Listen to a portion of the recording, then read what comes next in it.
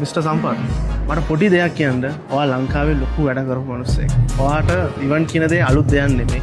මේ දුබයි වල අද මෙදාපාර ධනුෂ්කය මේක කරන ඉවෙන්ට් එක ඇයි අපිට වටින්නේ? ඇයි මිනිස්සු මෙතනට එන්න ඕනේ? ඇයි ඇවිල්ලා බලන්න ඕනේ? ඔයාගේ විදිහට කියන්න.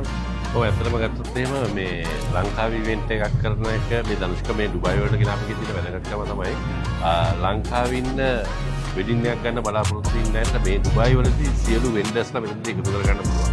අනිත් එක තමයි ලංකාවේ මේ වගේ දේවල් ජාත්‍යන්තරයට ගෙනීම. අපි දුව ලංකාවෙන් එළියට ඇවිල්ලා ධනුෂ්ක මේ කරන්නේ ලංකාවේ ඉන්න බිස්නස් ෆීල්ඩ් එකකින් නැට හොඳ අවස්ථාවක් දීලා තිනවා තමන්ගේ ව්‍යාපාරය එළියට ගෙන යන්න. ඉතින් මම හිතනවා මේකෙදි විශේෂයෙන්ම ලංකාවේ ඉන්න අයයි ඒ වගේම ලංකාවෙන් ඩුබයි වලට ඇවිල්ලා ඉන්න අය මේ දෙගොල්ලොම එකතු වෙලා හොඳ වැඩක් වෙනවා. මේකෙදි තමන්ගේ වෙඩින් එකක් ඉදිරියේදී ගන්න බලාපොරොත්තු වෙනවා. මෙතෙන් තාවොත් වෙඩින් වෙන්ඩර්ස්ලා ගොඩක් ඉන්නවා. තමන්ට තෝරගන්න පුළුවන්. තමන් ලංකාවට ගිහිල්ලා වියදම් කරලා කාලෙ වෙන් කරලා කරන දේ මේ ඩුබයි වලදීම කරගන්න අවස්ථාවක් තියෙනවා. ඒ වගේම තමයි ලස්සනට මේක arrange කරලා තියෙනවා ධනුෂ්ක. හොඳ වෙන්ඩර්ස්ලා පිරිසක් ඉන්නවා. ඒ වගේම තමයි පැජන්ට් එකක් තියෙනවා හෙට හවස.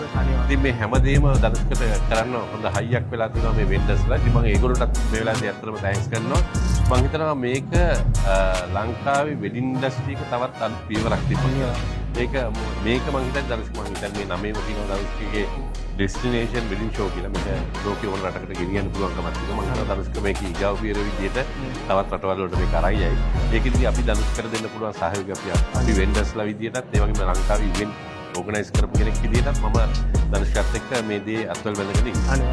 ඉතින් අද අපි මෙතන ඉන්නේ. ඉතින් එටත් තියෙනවා උදේ 10 ඉඳන් හවස 7 වෙනකම් විස්තර ගන්න එපා. කැප්ෂන් එකේ විස්තර ටික ඔක්කොම දෙනවා. එතෙන්ද මීට් වෙනවා. ඔයාත් ඉන්නවද? අනිවාර්යයෙන්.